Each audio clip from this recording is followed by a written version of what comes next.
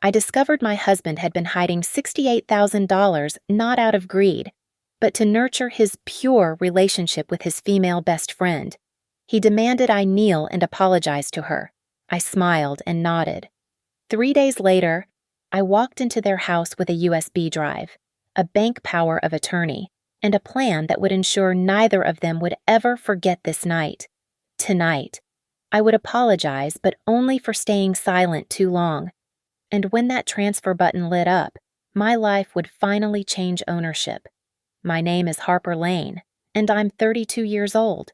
I work as a freelance digital experience designer from our 2-bedroom apartment in North Harbor, Michigan, where the lake breeze carries promises that life keeps breaking.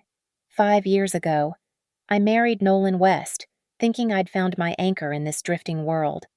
He works as an operations manager at Mariner Axis, a logistics company downtown, and we'd built what looked like a stable life shared chores on Saturdays, joint savings for a house, dreams of maybe starting a family once we hit our financial targets. Everything shifted when Tessa Rowan entered our orbit, or rather, re-entered Nolan's. She's my best friend from college. He'd explained that first evening, his eyes bright with a nostalgia I'd never seen before. You'll love her, Harper. Everyone does. Tessa was married to Grant Rowan, an accountant at a firm near the harbor. She had this way of tilting her head when she listened, auburn hair catching light like spun copper, making you feel like you were the only person in the room. I wanted to like her. I tried to like her. But boundaries began to blur like watercolors in rain. The text messages started innocently enough memes at dinner time, questions about restaurants. Then they evolved into late-night conversations that pulled Nolan from our bed at 2, sometimes 3 in the morning. She's having a rough time with Grant, he'd whisper, grabbing his phone from the nightstand. I'll just be a minute. Those minutes stretched into hours. Tuesday lunches became their tradition. Fixed Tuesday lunch meetings. Nolan called them, marking his calendar with vague descriptions like Team Sync or just meeting off-site.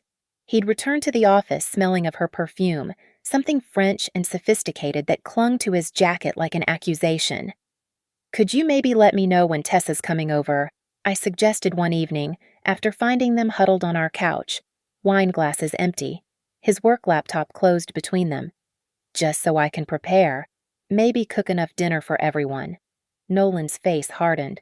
She's my friend, Harper. I don't need permission to have friends. I'm not asking for permission to be given. I'm asking for consideration. You're being jealous. He stood, pacing to the window. This is about your insecurity, your emotional immaturity. Tessa sees it too. She says you're possessive. The words stung like winter wind. Tessa says you discuss our marriage with her. I discuss my life with my best friend. That's what adults do. That night, we'd planned to celebrate my landing a major client, a tech startup that would secure my income for the next year. I'd made reservations at Riverbend Kitchen, worn the green dress he'd once said made my eyes look like sea glass. But halfway through appetizers, his phone buzzed. It's Tessa, he announced, already typing. Grant's working late again. She's lonely. I watched him text her throughout dinner, the candlelight flickering across his face as he smiled at his screen instead of me. Our waiter approached 3 times before Nolan noticed him, too absorbed in whatever Tessa was saying to acknowledge the world around us. Your wife looks beautiful tonight, the waiter commented while refilling our wine, trying to redirect Nolan's attention. What? Oh, yes. Nolan glanced up briefly. Harper, did you want dessert? Actually, I should probably go. Tessa needs. I repeated quietly. What about what I need? He looked at me then. Really looked at me, and for a moment I thought I saw recognition flicker a glimpse of the man who'd once driven 3 hours through a snowstorm because I had the flu and needed soup from a specific deli. But then his phone buzzed again, and that man vanished. You need to grow up, he said, signaling for the check. Friendship doesn't threaten a secure relationship. Secure. As if security could exist when every conversation included a third voice, when every plan bent around another woman's schedule, when my husband's emotional availability had office hours that never included me. I started paying attention to the small things. The way he'd shower before meeting her, even for casual coffee. The new cologne that appeared on his dresser. Tom Ford. Something Tessa had mentioned loving on another man.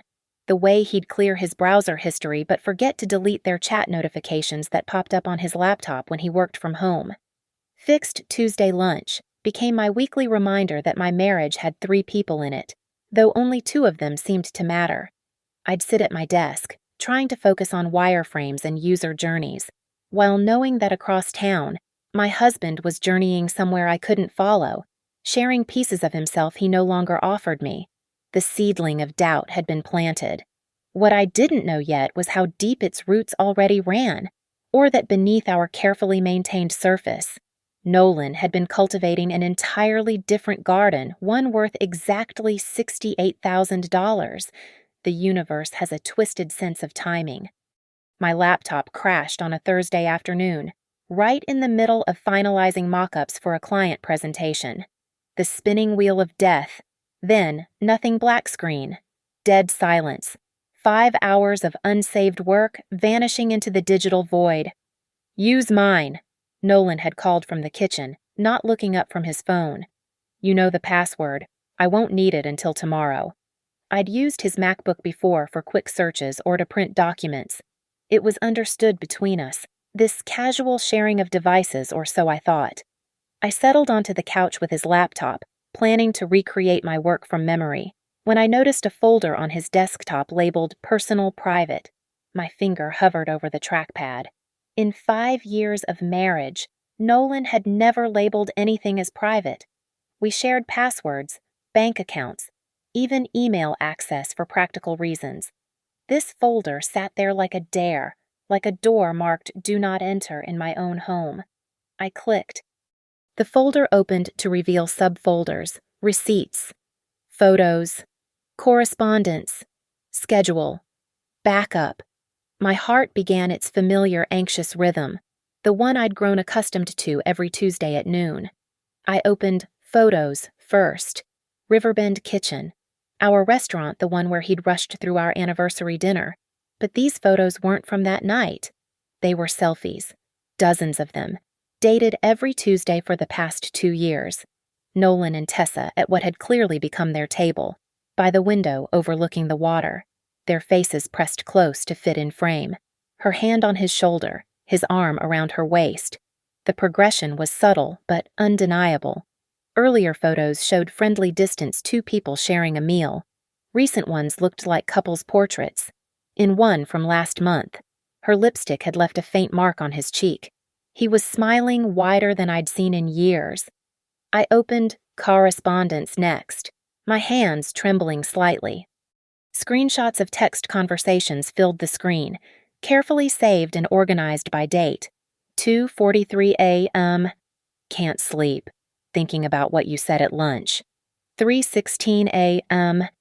If we'd met first. 2:51 a.m. I think about it more than I should. The messages painted a picture of emotional intimacy that made my stomach turn. Nolan shared things with her he'd never told me, fears about his father's expectations, dreams about starting his own company, even complaints about my controlling nature and lack of spontaneity. Tessa responded with heart emojis, with "Grant doesn't understand me like you do," with "We have something special, don't we?" The receipts folder was methodical in its betrayal. Credit card statements from our joint account showed charges I'd never noticed small enough to fly under radar, frequent enough to add up. Riverbend Kitchen appeared 102 times. Designer coffee shops, wine bars, even a jewelry store. Appreciation gift for tea. The memo read. A French perfume purchase from Nordstrom matched the scent that clung to his clothes. 9 separate gift purchases totaling $7,200, all from our shared funds, all for her. But it was the schedule backup that made everything crystallize. Nolan's real calendar, synced from his work account, with entries he thought I'd never see.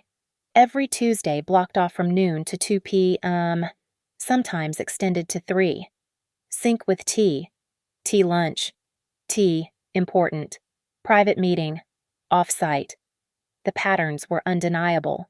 When he'd told me about client emergencies, budget meetings, team-building lies, all carefully scheduled lies.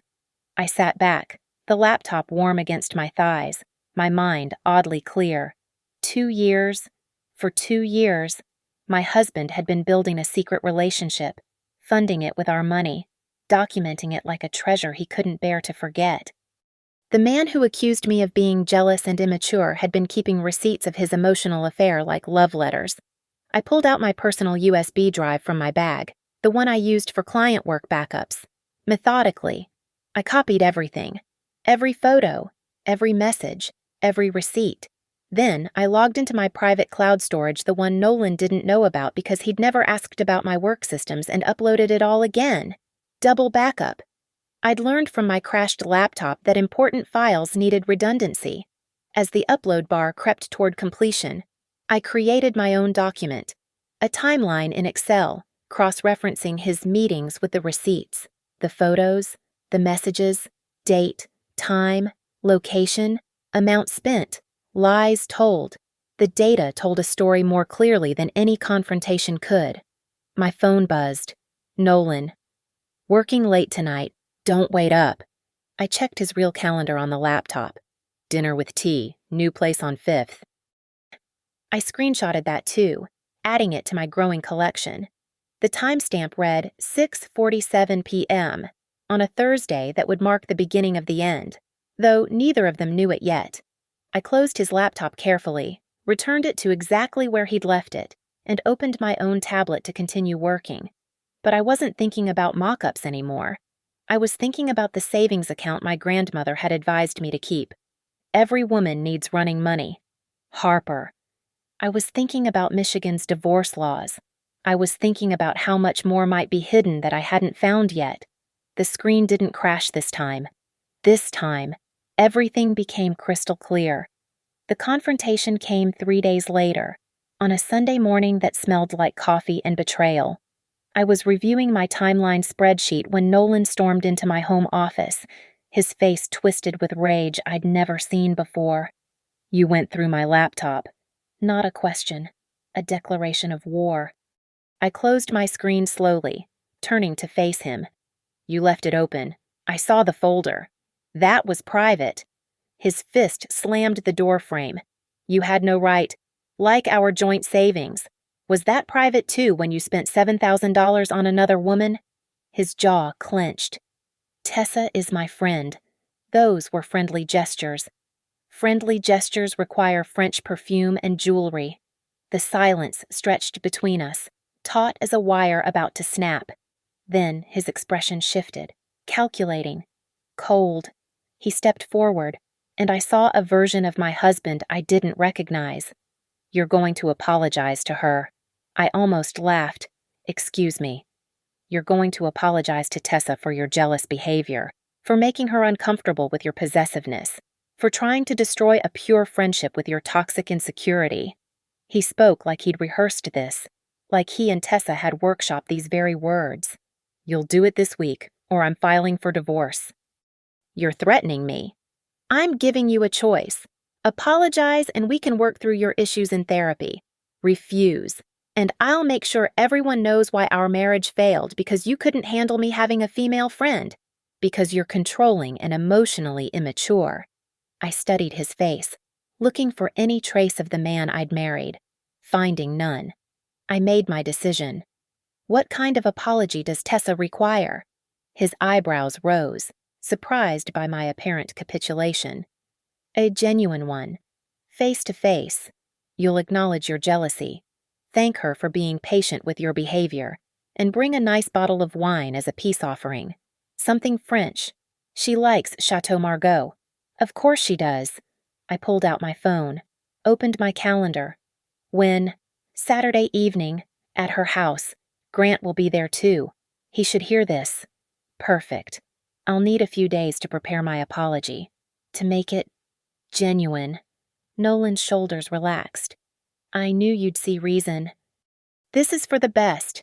Harper, you'll see. Tessa's actually been very understanding about your insecurities. After he left, I immediately called Grant Rowan. He answered on the third ring, voice distracted. Harper, this is unexpected. Grant, I need to tell you something. I'm coming to apologize to Tessa on Saturday evening. Nolan's insisting on it. I think you should be there. Apologize for what? That's what I plan to clarify on Saturday. Will you be home? Something in my tone must have caught his attention. I'll make sure of it. Next, I contacted North Harbor Savings Bank. Amy, who'd gone to high school with me, now worked in their private client division. Harper, how can I help? I need information about spousal rights to accounts and power of attorney protocols. Everything okay? Just planning, being thorough. She walked me through Michigan's financial disclosure laws, explaining how hidden assets could be traced, how joint account abuse could be documented. Then she mentioned something interesting. Do you still have that narrow power of attorney Nolan signed when you were handling the house hunting paperwork? I'd forgotten about it. When I'd been managing our mortgage pre-approval 2 years ago, Nolan had signed a limited POA to let me handle bank inquiries and transfers related to our property search. I think so. Would it still be valid? Unless formally revoked, yes. It would give you authority to inquire about accounts where you're listed as a spouse, even if you're not a co-signer. After the call, I searched through our filing cabinet. There it was, notarized and official. I made copies, then searched Nolan's email. He'd never changed his password, too confident in his deceptions to worry about digital security. Buried in his archived emails, I found it. North Harbor Savings, account successfully opened. Date 3 months before our wedding. Account type individual savings. Current balance notifications had been filtered to a separate email address, but the original confirmation was here. I called Amy back. Can you check on an individual account? I have the account number and POA. The silence lasted long enough that I wondered if she'd hung up. Then, Harper, there's $68,000 in this account. My knees went weak. $68,000. Transaction history shows regular deposits. Looks like transfers from your joint checking, marked as reimbursements and adjustments. Also, several large deposits labeled work bonuses that don't match his employer's pay schedule. He'd been siphoning money for 5 years. Small amounts from our joint accounts. Fake reimbursements for expenses never incurred. Probably even taking cash back on grocery runs and depositing it separately. Building his escape fund while I saved every penny toward our supposed future. I made my final preparation scheduling an appointment with Lila Cartwright at Cartwright & Vale, a law firm specializing in high-asset divorces. Friday afternoon. I sat in her downtown office with my evidence folders spread across her mahogany desk. This is remarkably thorough, Lila said, adjusting her glasses. The financial deception alone is grounds for fraud charges. Michigan law is clear assets hidden during marriage are subject to division, possibly even full forfeiture to the wronged spouse. I don't want to wait for a long court battle. Is there a way to freeze those funds immediately? With this POA and evidence of marital fund misappropriation, we can file for an emergency temporary restraining order on the assets. If you can get him to admit to the affair, emotional or otherwise, in front of witnesses, even better. I scheduled the filing for Saturday afternoon, just hours before the apology dinner. The $68,000 became my obsession. I spent Thursday and Friday dissecting every transaction, building a financial autopsy of my marriage's death. Each discovery felt like peeling back layers of skin to reveal the infection beneath. I started with the email statements Amy had helped me access. The account's history read like a criminal's ledger. Deposits began 5 years ago, 3 months before our wedding, with a $5,000 opening balance. Gift from Dad, the memo claimed. Though I knew his father had given us a check for our honeymoon, not a secret fund. The pattern emerged slowly, methodically. Nolan had been taking 50 here, 100 there, from our joint checking. ATM withdrawal appeared on our statements, but cross-referencing with his secret account showed immediate deposits of the same amounts. When I'd questioned cash withdrawals before, He'd always had answers: client dinner company reimburses slowly, or office coffee fund collection. Larger chunks came from fake reimbursements. He'd submit expense reports to our joint finances for business trips, then pocket his actual company reimbursements into the hidden account. $300 for mileage that his company already covered. $800 for a conference hotel we'd paid for together, but Mariner Axis had actually funded. The double dipping was brilliant in its simplicity. Meeting with Lila again on Friday morning. I spread out my enhanced evidence. The timeline now showed parallel columns: our joint finances on the left, his secret account on the right, Tessa-related expenses in the middle. Look at this! I pointed to a cluster of transactions from 6 months ago. He withdrew $2,000 from our joint, claiming car repairs. The same day, $2,000 appears in his private account. 3 days later, there's a jewelry store charge for $1,800. Lila made notes, her fountain pen scratching against legal paper. The courts call this dissipation of marital assets. He's not just hiding money, he's spending marital funds on an extramarital relationship. Can we prove it all connects to Tessa? With your photos and messages showing they were together on these exact dates? Absolutely. She pulled out a fresh document. I'm drafting an emergency motion for asset preservation. We'll argue immediate risk of fund dispersal. He doesn't know I know about the account yet. Perfect. The element of surprise works in our favor. Lila's smile was sharp as winter ice. I'll file this Saturday at 3 p.m. The bank will receive notice by 4. Can you have him distracted around then? He'll be preparing for my apology dinner at 6. Excellent. Now, about this power of attorney, it's narrowly scoped but still valid. I want you to prepare a letter to the bank, invoking your POA rights to freeze any transfers over $500 pending legal review. We'll send it simultaneously with the court filing. I spent Friday afternoon creating evidence packages, 3 identical USB drives, each containing the complete timeline, transaction records, photos, and messages. 1 for Lila, 1 for Grant, 1 to present at the dinner. I added a new document, a flowchart showing exactly how $68,000 had been siphoned from our marriage to fund Nolan's emotional affair. The most damaging evidence came from correlating specific purchases with Tessa's social media. That $1,800 jewelry purchase, Tessa had posted a photo of a surprise gift from a special friend, showing a gold bracelet 3 days later. The French perfume. She'd reviewed it on Instagram, finally found my signature scent thanks to someone who knows me so well. I created a PowerPoint presentation, my design skills finally serving personal purpose. Clean slides, devastating data.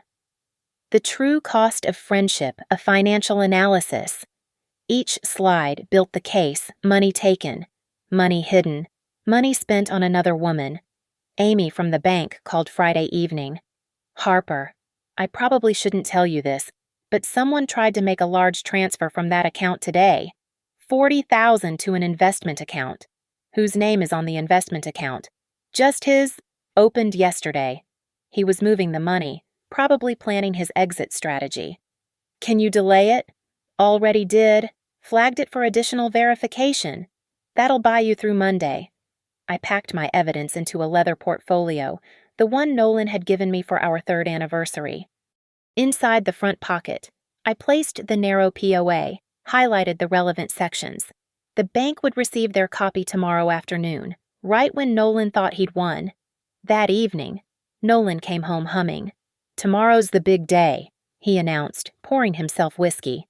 I'm proud of you for doing this, Harper. Tessa's nervous, but I told her you're going to make things right. I intend to make everything right. He kissed my forehead, patronizing. Maybe after this, we can all be friends. Real friends. Wouldn't that be nice? I smiled, thinking of the $68,000 about to be frozen, of the evidence packages waiting like landmines, of the script I'd prepared for my apology. It's going to be unforgettable, I promised. He had no idea how true that was. Tomorrow, at 6 p.m. So, in Tessa and Grant's living room, I would apologize for staying silent while watching boundaries dissolve, for enabling deception through inaction, for allowing $68,000 to be stolen from our future. And then I would show them exactly where every penny had gone. The Rowan house glowed with warm light that Saturday evening, every window a golden rectangle against the darkening sky. I stood at their doorstep holding a bottle of Chateau Margaux, not French, despite the name, but a carefully chosen Michigan wine with an ironic label, Truth in Every Glass. The leather portfolio hung heavy in my other hand. Tessa opened the door wearing a cream cashmere sweater that I recognized from Nolan's credit card statement's $400 at Saks. Her smile was victorious, magnanimous, the expression of someone accepting surrender. "Harper, how lovely. Please, come in." The living room was staged like a magazine-spread cheese board artfully arranged, wine glasses catching light from the pendant lamps, fresh flowers that must have cost more than my weekly groceries. Grant stood by the fireplace, his expression unreadable. Nolan rose from the couch, relief flooding his features when he saw the wine. "Harper brought a peace offering," he announced, taking the bottle from my hands like a trophy. I set my portfolio on the coffee table, unopened. "Thank you for having me, all of you. Would you like some wine first? Or—" Tessa gestured vaguely, eager to get to the main event. "Actually, I'd like to say what I came to say." I remained standing, positioning myself where everyone could see me clearly. "May I—" "Of course." Tessa settled into her chair, queen-like. Nolan moved beside her, not next to his wife, but his chosen ally. Grant stayed by the fireplace, arms crossed. I took a breath, feeling the weight of the moment. I need to apologize. Tessa's smile widened. Nolan nodded encouragingly. "I apologize for remaining silent while boundaries in my marriage were systematically destroyed. I apologize for not speaking up when Tuesday lunches became more important than wedding anniversaries. I apologize for enabling this situation through my inaction." The room's energy shifted. This wasn't the script they'd expected. I turned to Grant. "But mostly, I need to apologize to you." I picked up my portfolio, pulled out the USB drive marked B, and handed it to him. "You deserved to know." "Harper, what are you doing?" Nolan stood, his voice sharp. I opened my portfolio fully, spreading the timeline across the coffee table. 102 Tuesday lunches over 2 years, every single one documented. I pointed to the first column. Date, time, location. Second column. Amount spent from our joint account. Third column. Corresponding messages sent between 2 and 4 a.m. Grant picked up the first page, his face paling. Tessa tried to grab it, but he pulled it away. "This is ridiculous jealousy," Nolan started. "Is it—" I pulled out the printed screenshots. February 14th, 2:16. If we'd met first, everything would be different. March 3rd, 3:41 a.m. Grant doesn't understand me like you do. April 22nd, 2:53 a.m. I dream about you. Each quote landed like a slap. Tessa's carefully composed face cracked. "These are taken out of context," she stammered. "Which context makes 'I think about kissing you' appropriate between married friends?" I asked, pulling out that particular screenshot, dated just last week. Grant's hands shook as he read. 2 years. I turned my laptop toward them, opening the PowerPoint. The financial cost of friendship appeared on screen. $7,200 in dinners, gifts, and experiences. French perfume.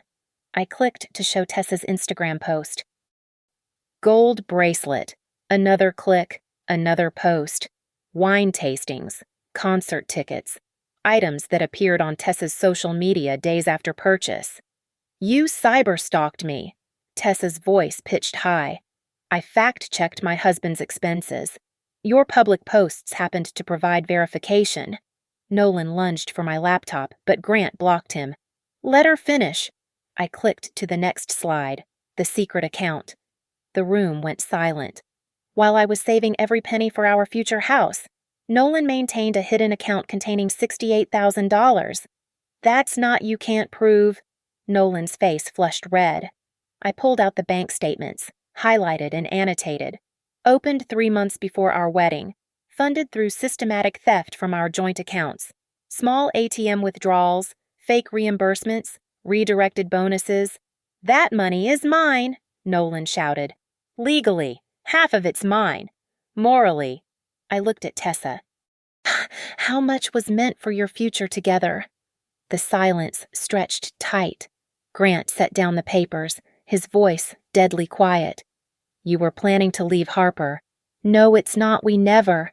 Tessa reached for Grant, but he stepped away. Never what? I asked. Never physically emotional affairs require financing too. Every Tuesday lunch, every late-night message, every gift all building toward something. Weren't they? Nolan. My husband's mask finally slipped completely. You don't understand what Tessa and I have. A relationship funded by stolen money. I pulled out the final document. This is a legal notice. As of 4 p.m. today, the $68,000 has been frozen pending court review of marital asset fraud. The wine bottle slipped from Nolan's numb fingers, shattering on the hardwood floor. Red wine spread like blood across the pristine floors, seeping into the cracks, staining everything it touched. The shattered wine bottle seemed to break a spell. Nolan's face cycled through rage, disbelief, and panic as the reality sank in. His phone was already in his hand, fingers flying across the banking app. Account temporarily restricted. He read aloud, his voice cracking. This can't be legal. You can't just, I can and I did. I pulled out my phone, opening the email I'd prepared earlier. With the narrow power of attorney you signed 2 years ago, combined with evidence of marital asset fraud, the court issued an emergency preservation order. My thumb hovered over the send button. The email was addressed to North Harbor Savings, with Lila's firm copied requesting immediate implementation of the court order and transfer of the frozen funds to a court-supervised escrow account. You're bluffing. Nolan stepped toward me, glass crunching under his shoes. That POA was for house hunting. The language grants me authority over financial matters related to our marital assets. Your secret account, funded with our joint money, qualifies. I turned the phone screen toward him. 1 click, and the transfer to escrow initiates. Grant had moved to the window, still holding the USB drive like a grenade. Tessa, is it true? The messages, the lunches, all of it. Grant, honey, it's not what it looks like. That's literally what every cheater says. I interjected. At least be original. We never slept together. Tessa's composure finally shattered completely, mascara beginning to run. Congratulations on your technicality. I hit send. The swoosh sound felt like a gunshot in the silent room. Though I'm curious how you explain this. I pulled up a photo from 3 weeks ago, one Nolan had foolishly saved in his cloud. Tessa on his lap in her car, his hands in her hair, their faces inches apart. Not kissing, but the intention was crystal clear. Grant made a sound like he'd been punched. In your car? The one I bought you for your birthday. My phone buzzed. North Harbor Savings automated response. Transfer request received. Processing initiated. Estimated completion 2 business hours. Stop this. Nolan grabbed my wrist. That's my money. Our money, I corrected, pulling free. Which you stole, documented, and hid. The court will determine division, but given the fraud, my lawyer expects I'll receive at least 70%. Your lawyer? His eyes went wide. Lila Cartwright. You might remember her, she handled the Brennan divorce, the one where the husband hid assets and ended up losing everything, including his business reputation. I opened another email on my phone, this one from Lila directly. Sent moments ago. Restraining order approved. Funds secured in escrow pending final disposition. Divorce petition ready for filing Monday morning. Tessa stood abruptly, wine glass tumbling from the side table. You planned this whole thing. The apology was fake. Unlike your friendship with me, unlike the Tuesday team meetings, unlike the concern you showed for my marriage while texting my husband at 3 a.m. I pulled out a printed screenshot of her most damaging message. Harper doesn't deserve you. We both know I understand you better. How did you? He saved everything. Tessa, every message, every photo, every receipt. He treasured your relationship so much, he documented it all, including this. I showed them the meticulously maintained spreadsheet Nolan had created, tracking their meetings, their conversations, even rating each encounter with stars. Grant laughed, bitter and sharp. Stars. You rated your dates with my wife. They weren't dates, Nolan protested. 5 stars for perfect afternoon, discussed future plans. I read from his notes.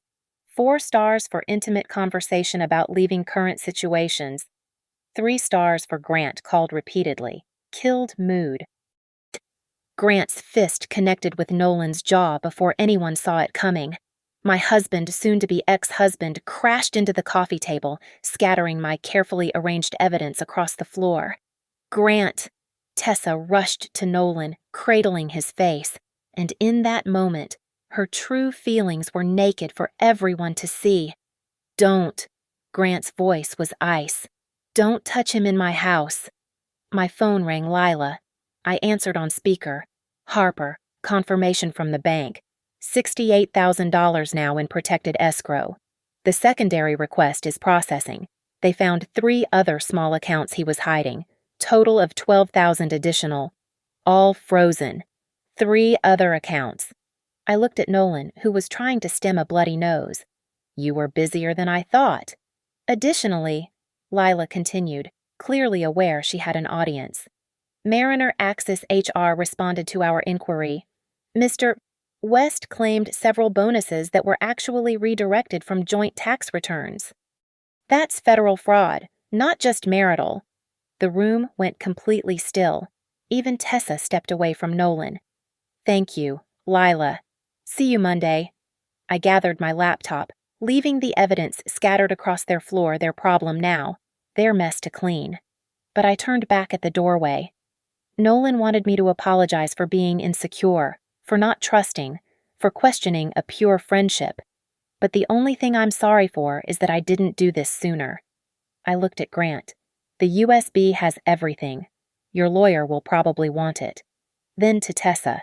You wanted my husband, congratulations. He's all yours now, broke, facing fraud charges, and apparently incapable of fidelity. Quite the prize. The doorway framed my exit perfectly. But I wasn't done. The culmination of my plan required precision, all 3 strikes landing simultaneously to ensure maximum impact. Before I go, I turned back, pulling 3 manila envelopes from my portfolio. Let's make sure everyone has what they need. Strike 1, public exposure. I handed the first envelope to Grant. Every timestamp, every receipt, every message. Your divorce lawyer will find the Tuesday patterns particularly interesting. Notice how they escalated after Tessa's promotion 6 months ago. That's when the gifts became more expensive. Grant opened it, pulling out the summary sheet I'd created. His face darkened as he read the totals: 102 lunches, $7,200 in gifts, 47 late-night message sessions, 9 occasions where Nolan had lied to me about his whereabouts while with Tessa. You quantified their affair. Grant's voice held dark admiration. Data doesn't lie, unlike people. I pulled out my phone, showing them my screen. I've also prepared a package for both your employers, not sent yet, but ready. Mariner Axis has a strict policy about misuse of company time and resources. Those Tuesday lunches all billed as client meetings. Nolan struggled to his feet, nose still bleeding. You wouldn't dare. Wouldn't I? You made me grovel for showing concern about my marriage. You gaslit me for 2 years. You stole $68,000. What exactly wouldn't I dare? Strike 2, legal decimation. My phone rang on cue. Lila's voice filled the room on speaker. Harper, update.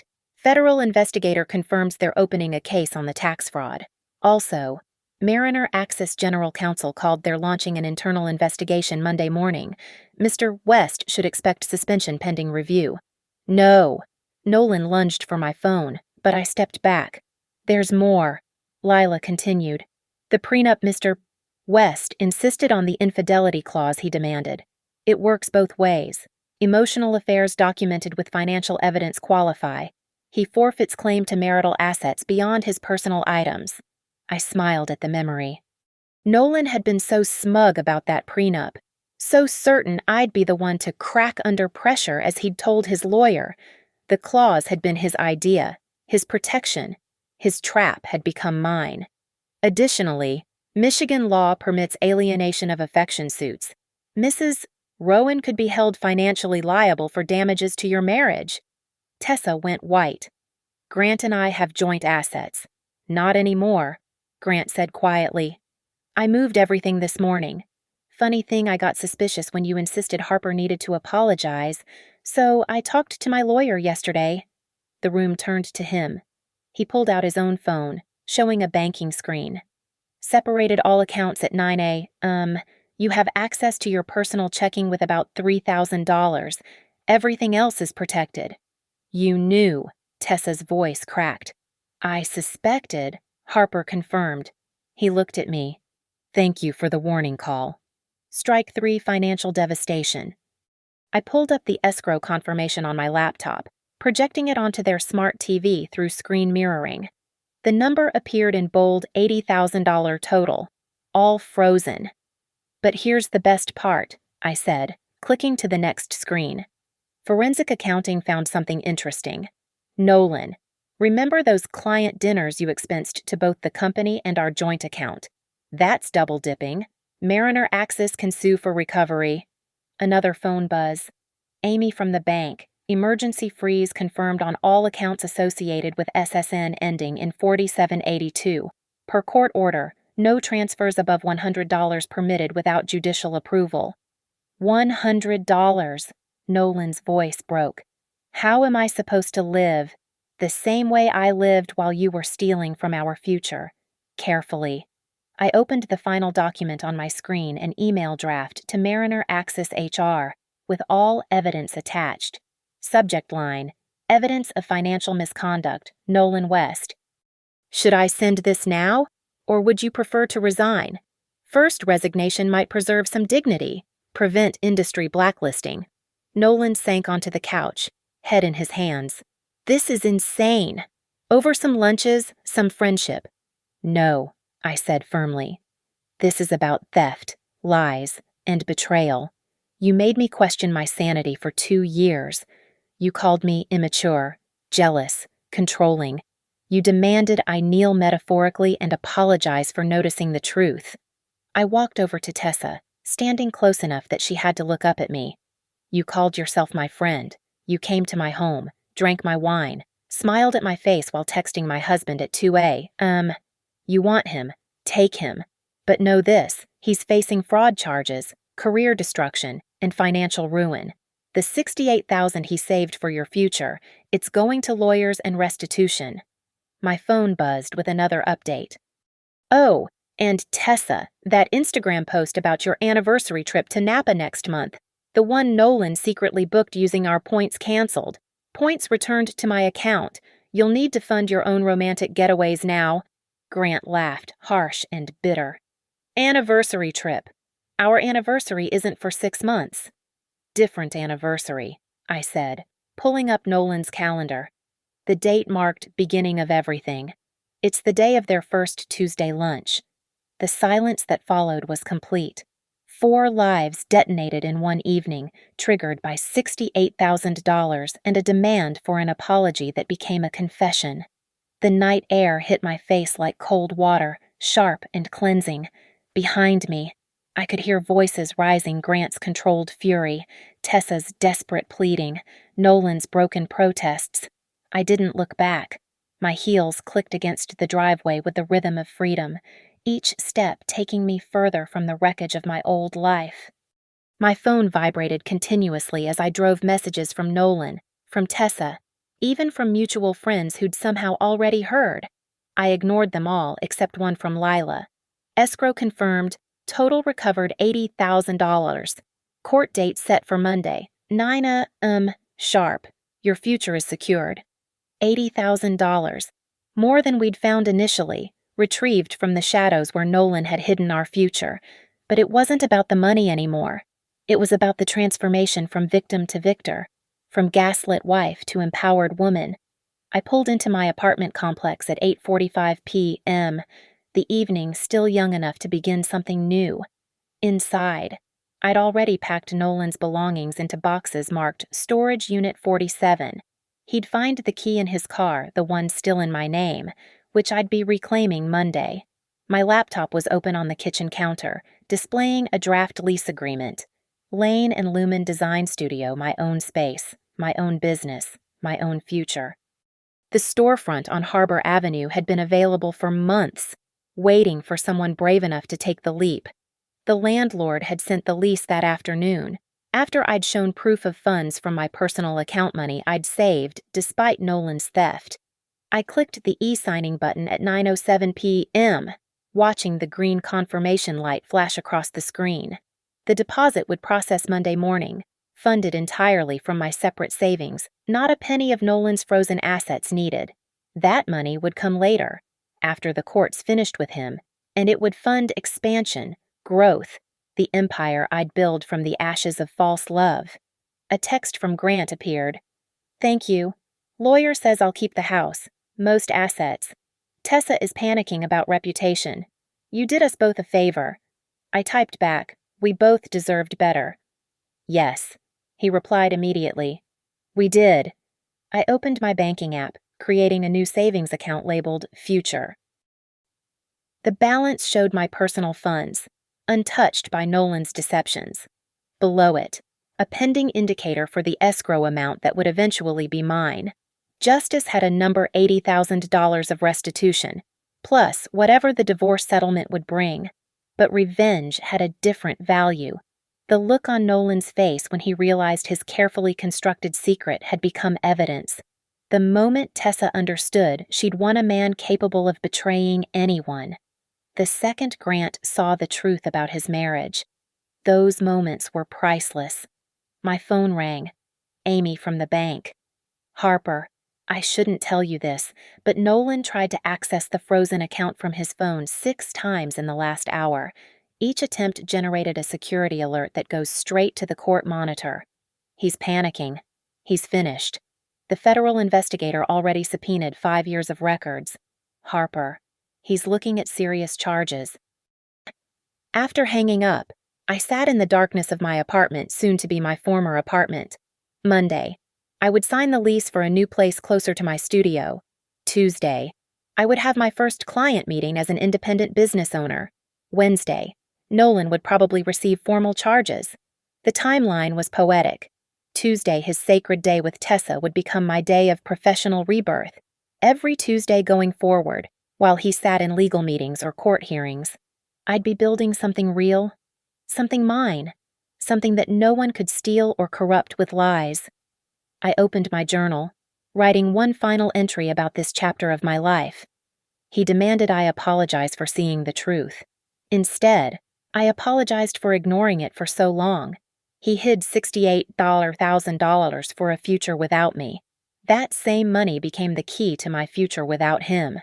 There's poetry in justice, arithmetic in revenge.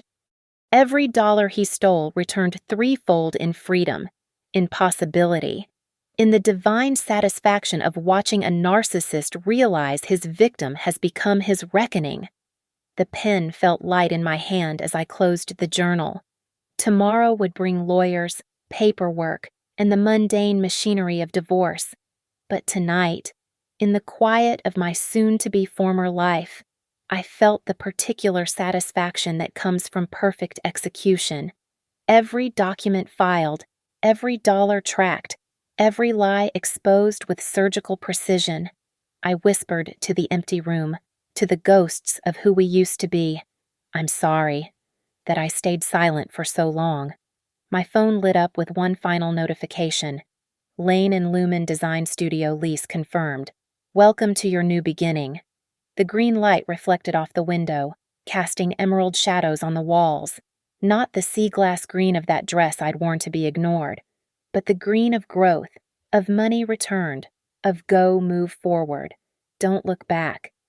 $68,000 had bought him secrets and stolen lunches.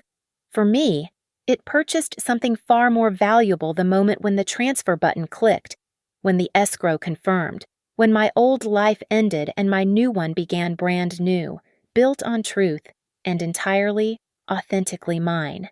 Thank you all for listening to my story of betrayal, revenge, and ultimately, redemption. I'd love to know where you're listening from. Please share your location in the comments below so we can connect with others who understand that sometimes the best apology is showing someone exactly who they really are. Don't forget to subscribe to hear more stories of justice served cold, and share your thoughts on what you would have done in Harper's situation. Remember, the best revenge is a life well lived, but sometimes you need to freeze their assets first.